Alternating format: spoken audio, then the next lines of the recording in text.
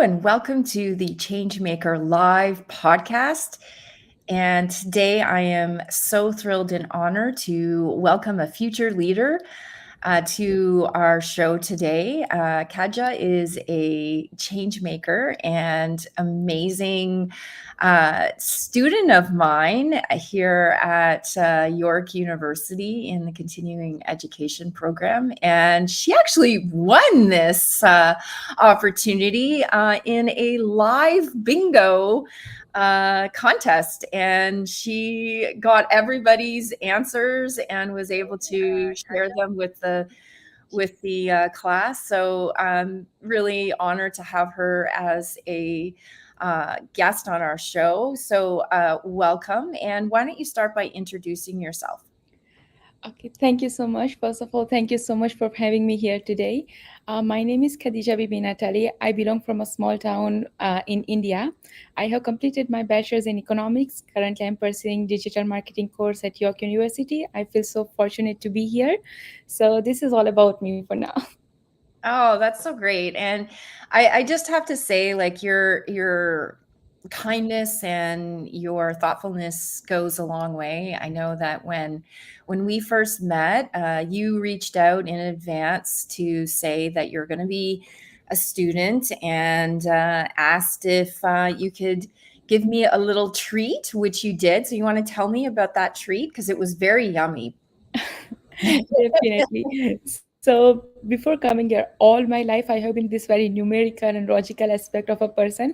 But before coming here, all of a sudden back home, I was working with this company based in New York, and I was somewhere very much. I don't know. If, it was at one of a time when I pitched a company to our potential investor, and that's where it switched my interest into the marketing. So that's why I decided to choose this course. And when I was coming here, I was thinking to bring something here because I feel so fortunate and grateful to be here, especially to you guys, like the way you inspire us, motivate us.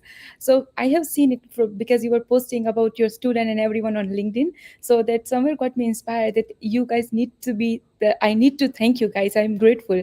So that's why I came up with this idea to be little personalized, because since I was coming into marketing, I needed to be personalized. So I created this banner personalized with York University and brought the suite from India to here for all of you guys. So, what? Tell us what that sweet is, and what does it represent to you? It's a like kind of traditional Indian sweet. We call it halwa over there. Mm. Yeah, it's made from gas. I would say it's an Indian word. I'm not sure what do we exactly call it in Canada because it's not easy to find it over here. So it's Mhm. a traditional Indian sweet that has very deep value in our culture. Oh, well, it was very good, and I was very honored, and it was presented so nicely, and I really appreciated that kind gesture. So thank you. So in this episode, we are going to be taking a look at your inspiring journey from a small farming community in Pakistan to becoming a voice of international students and marginalized youth in Australia. We'll unpack your setbacks, being the roadblocks that you were up against, the catalysts that helped you with your personal growth, and the perspective shifts and purposeful advocacy that you have done throughout your time here in Canada and Australia and in Pakistan. So welcome again to the podcast. And so let's get started with your origin story. So you described being from a small farming community.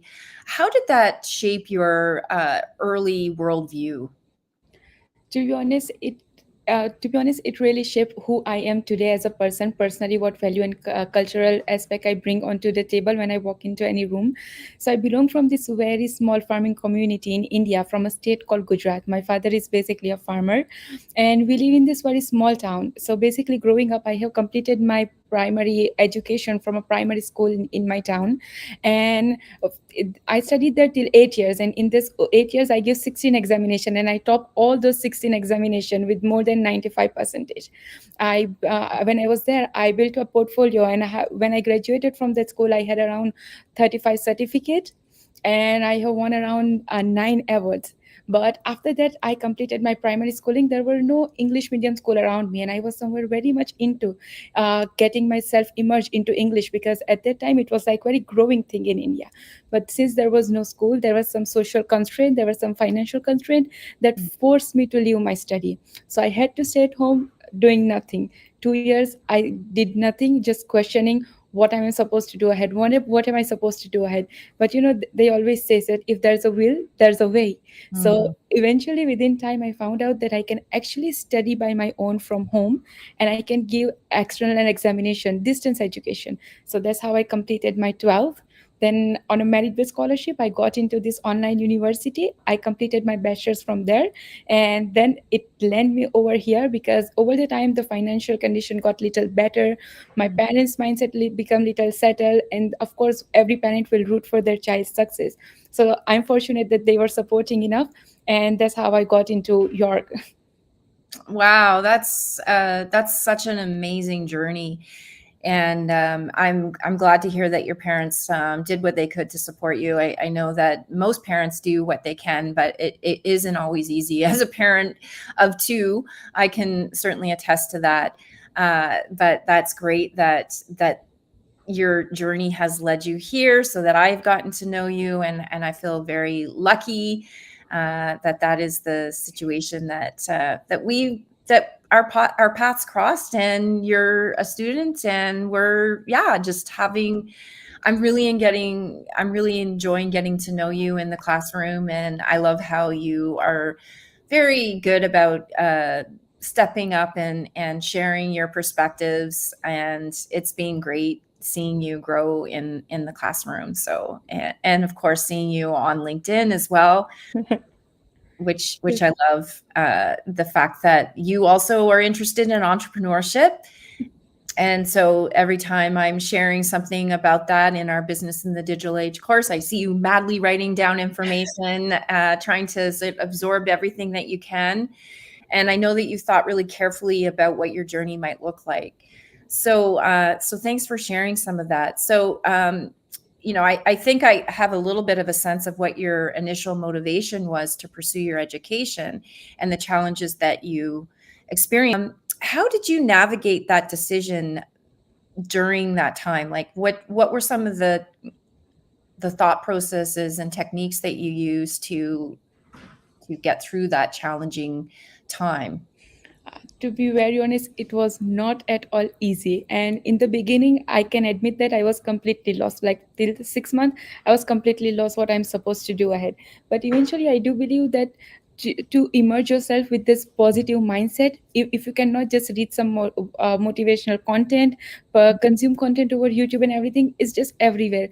So eventually, when I started making my mindset towards more positive side, I came across the thought that no matter what, if I think about something that I want to do this, nothing or if for any person, if they think that I want to do this, nothing in this world shall stop them.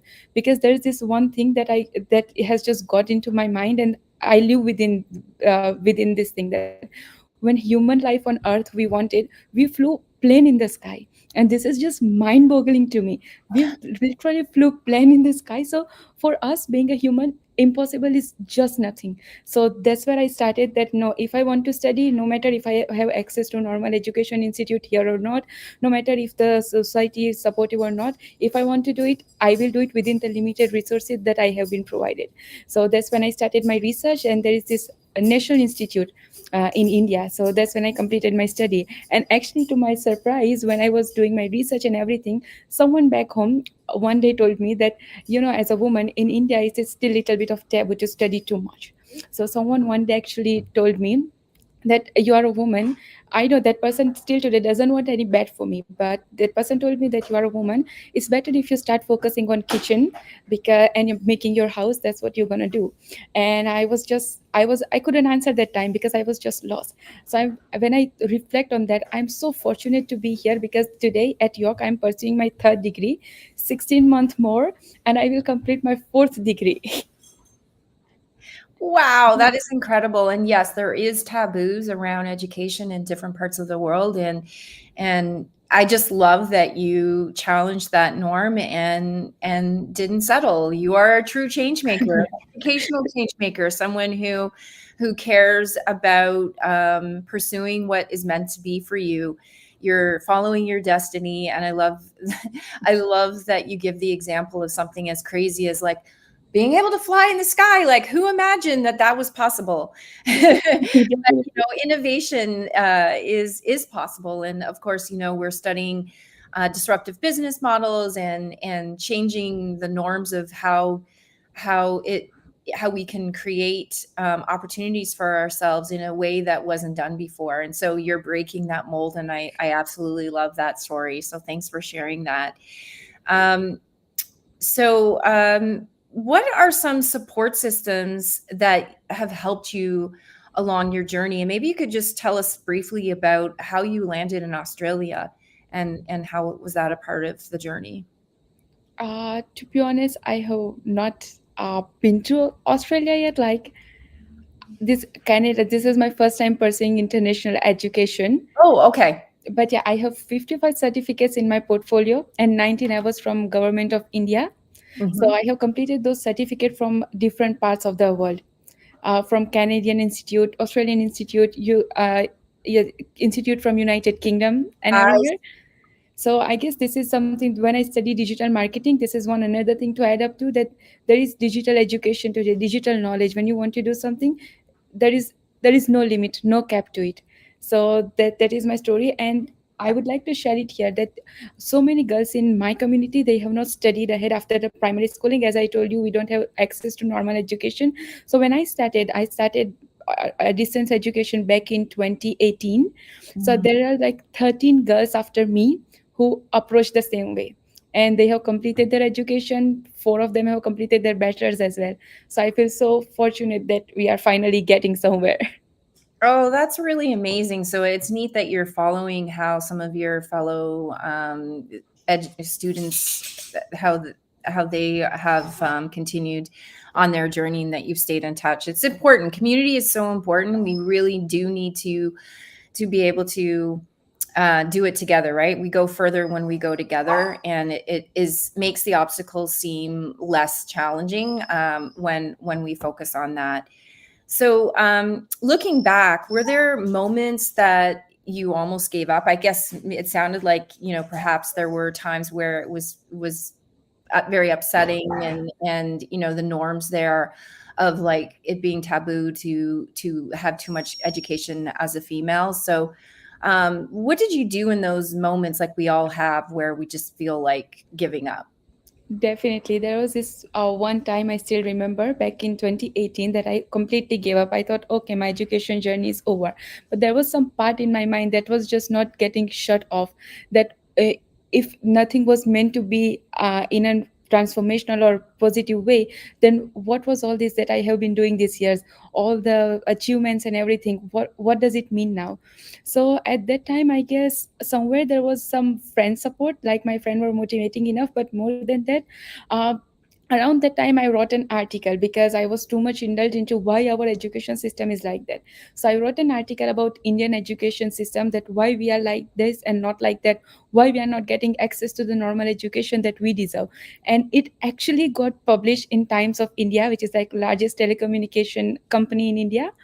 And when it went viral, like my family supported enough, and it became talk of the town where I used to live. So that actually got me motivation that no matter what, I can do it ahead, and I just need to find some way. And to be like, I have been very grateful and fortunate enough. Throughout my life, I have been supported by my teachers too much, because my school was just in my town. Even today, professors like you, I feel so grateful to be around, because you guys are so supportive. So those teachers used to come to my home whenever they used to get a time to explain my parents that let her study. And it was actually through one of my teacher that I got to know that okay, you can do this through distance education. So of course it had been supported by the people and the mindset that we always carry within ourselves. Wow, that is amazing. I just love the fact that you had a teacher show up to talk to your parents. So that's an interesting thing to explore. And I apologize. My dog is having a mutiny behind me. She's like it's like she's like trying to push the dog bowl across the floor to let me know that she wants something. So I'm just trying to concentrate here. So tell me, how did you, like, obviously your parents were notified by your teacher that you had this amazing potential, and okay. Hi. Such a cute dog. Thank Huh? you. What is his name? Yeah, this is Carmela, Oh, Carmela. the diva dog. So we'll just keep her from making that tin noise from the dog bowl. Anything happens on a live stream. Yeah. So tell me, how did you talk to your parents during that situation? Like after that initial conversation with your teacher, how did you Uh, get them on your side? Because that sounds like a pretty momentous thing to have to go through. yeah, so initially, like, they were supportive enough. We went to get admission because we need to register ourselves to give distance education. I came up home with this slack of book. It was too big, and I looked at it. I need to study all of this by my own, and I got little scared. I was like, no, I cannot do it. So actually, we went back. We give it to them, and I took my registration. Like, no, I'm not registering in this anymore. But later on, when the teacher moment happened, my teacher came to my house, Mhm. and I told my parents that no, this time I actually really want to do it because there is no option B. I have to get into it. I will either win it or I will just face it. Let me just try. But this time they were like, no, what if you just give back books again? Initially they were like this, but then I was like, no, just let me try, give me one chance. And I am fortunate to say that they were supportive. So we went back again. I registered myself. I started studying online through by myself. I took some help from YouTube videos and everywhere, and I gave my examination. So when it happened for the actual time, it was not at all easy to convince them to let me give examination for through distance mode because it was little expensive at that time. Wow. So then how, I'm just so fascinated then, like, how did you, what was the journey for your parents and yourself to get you to where you are here in Canada at York University? How did you how did you convince them of that, or did you have to? Were they a part of that decision? It was, to be honest, a roller coaster journey. They were not at all in favor of my education. Then I completed my 12. But then when they saw me that actually I'm working hard towards making my life, towards making my dreams come true. So we talked that I want to move to UK because I have family in UK, United Kingdom. Right. So yeah, we decided that I can go to UK because I have family there. I can study over there and everything. But as I do not see that much of potential for myself in UK Mhm. for what I can see in Canada. So then I sat with them. I talked throughout that everything. I provided them with every data, every possible research that I could. I told them, I showed them the future picture of myself, that if you let me take this chance, this is where I can go. And even if not, as I say, it's either I face it or I win it, but let me just take this chance in my life. We never know, what if I make it through this. So it, like, little by little they agree that okay, you can go. But initially, as I told you, my father's financial condition weren't that good, but eventually within time, grateful that it got better. So it was just around like 1.5 year that we finally decided. They agreed that okay, you can go to Canada, you can pursue, of course you're free to pursue your dream or however you want it. So that's how it began. I completed my fee examination, took admission, and landed at York. Wow. That is so cool. I can't imagine having, like, yeah, just how you were able to change things around for yourself and to advocate for yourself, is that is a very, very cool story that a lot of us here in Canada, we totally get as women, especially that, there are significant setbacks for us in the workplace and in pay equity and whatnot. But, here in Canada, we take for granted that, in most situations, getting an education is encouraged, not, Yeah. and I'm not trying to put your parents down for everyone has Mhm. their own cultural norms, and I'm sure that they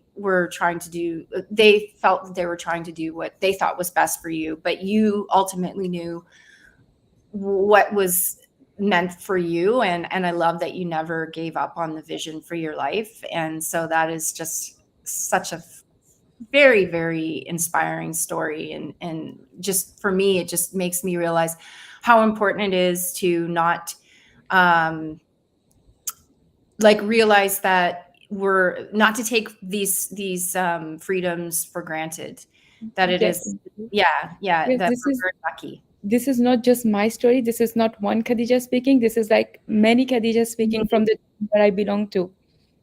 Yeah. So tell me about that. What do you see as a change maker? What do you hope for the future of education for women, especially in places like where you came from, a small farming community?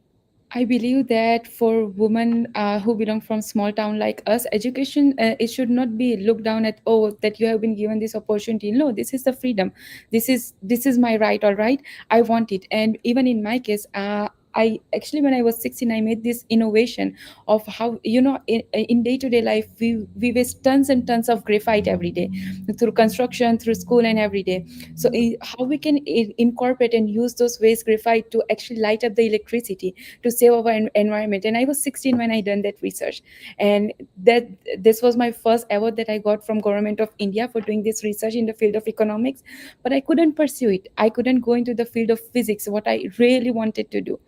So that's why I pursue my second interest, that is business and economics. Mhm. But for women, I want all of us to just have to pursue what we want, to pursue what we think of. No matter where it goes, it might go right, it might go wrong. That's something later to be think about. Right now what matter is to be able to pursue, to be able to get, to be able to do what we just want. Mm. Ooh, you're giving me goosebumps. So what advice would you give people like yourself, you know, in terms of like being able to maybe like you had to like have your teacher show up at your doorstep? What would you tell your fellow females in your situation, the situation that you were previously in? What would you tell them they should do? I would say no matter what, do not let this setback stop you from getting ahead. Okay. No matter what, if you think something about yourself that I want to do it, then it is just achievable. It is just possible, and I can take bet on it that it is just doable no matter what. As I give you the example of flying plane in the sky, if human can do that, we can do anything in the world. And second thing is just start, no matter how small, no matter where you are. You just got to start doing research, start getting to the work, start doing the getting to the ground, start doing the work. That all that matters. So do not let any setback stop you from getting where you want to be.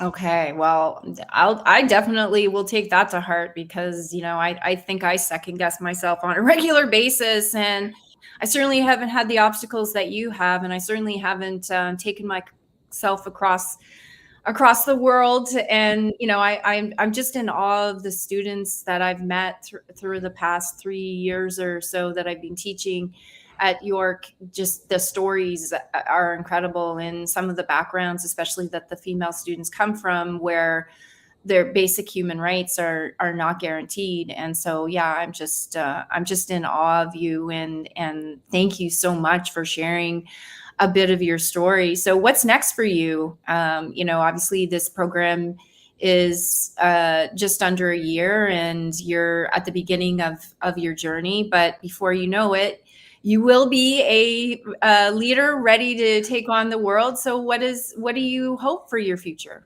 What I hope for my future is that, first of all, I believe to start working on what I think little by little every day. That's why whenever you guys say something or some resources come across, I just write it down to follow up on it later on. So currently, what I look for myself is to start my business here in Canada.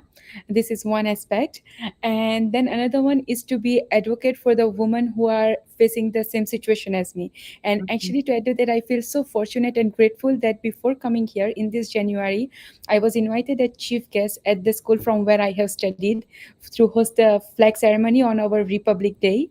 I hosted flag over there, and today in that school, because I was I was able to earn something because I was working while studying. The scholarship run two scholarship for two students who cannot afford to study ahead run under my name over there. So this is just very little at the moment, but I want to make this a big, to be able to support student like me, that what I face one day, if that is the only thing stopping you, then you shouldn't be facing it. Wow, that's so inspiring. Yeah, it's very touching. So I'm so glad that you were able to advocate on behalf of your fellow students and for future, for the young women who are just starting school or thinking about what they're going to do next. I love that you are going to be an inspiration for them, and I don't doubt that you aren't going to put your advocacy to amazing use by encouraging and mentoring people that were in your situation and help them get where they need to go.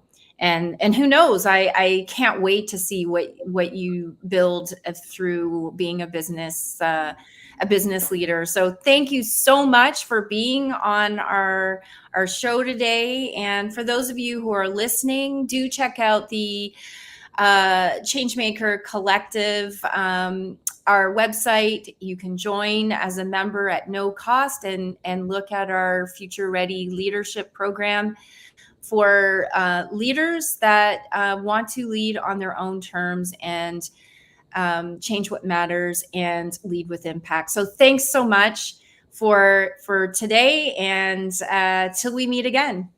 Definitely, that is tomorrow. I feel so grateful. Thank you so much for having me on the podcast. Before we end it, I really want to say that whenever I meet you, you inspire me every day. When I think about my journey or myself, and I just think about the Changemaker initiative that you are doing, it just feels amazing to be surrounded by someone or to have come across and to meet someone in the eternity of my life like you. So this will definitely be something I will forever feel grateful to just come across and meet you. And thank you so much for this opportunity. Thank you so much for having me at York University and for being the amazing tutor and change maker that you are. Oh, thank you. And actually, that reminds me, where can people find you? What's the best place if they're inspired by this podcast and want to get in touch with you? Sure. So they can find me over LinkedIn. My username over there is Khadija Natali. If not, they can reach out to me via my email, that is natalikhadija7@gmail.com. But Okay. LinkedIn is the best place because I'm always over there. I know you are a power user, just like your prof. So thanks again, and yeah, we'll include information about you in the show notes, including your LinkedIn profile, so that people can connect with you. Because you're going to be leading the world. I can feel it. It's you're going to be doing really cool things, and Thank you. I will be so proud to have been a small part of that. So thanks again, and until next time. Bye, everyone. Bye. Thank you so much.